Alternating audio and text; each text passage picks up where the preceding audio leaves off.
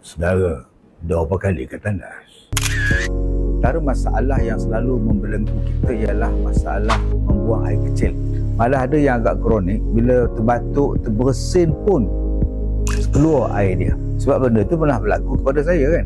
Sebab saya travel banyak, drama sana sini, jadi kejap nak berhenti, kejap nak berhenti, memang mengganggu perasaan kita, mengganggu jiwa kita, memang kacau.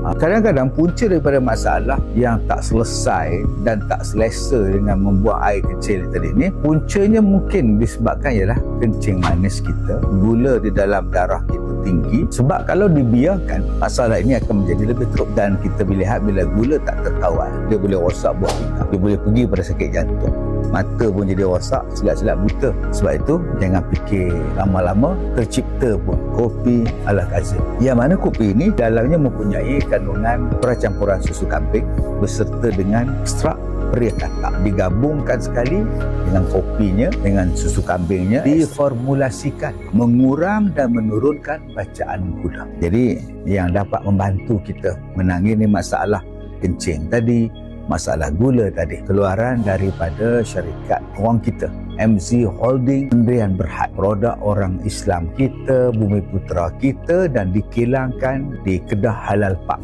di Sungai Petani. Macam mana cara nak minum dia? Kita amalkan sehari secawan ataupun satu mak, cukup, boleh bawa ke mana-mana. Nak bacaan gula yang baik dan kencing manis terkawal, ini yang dapat membantu, insya-Allah.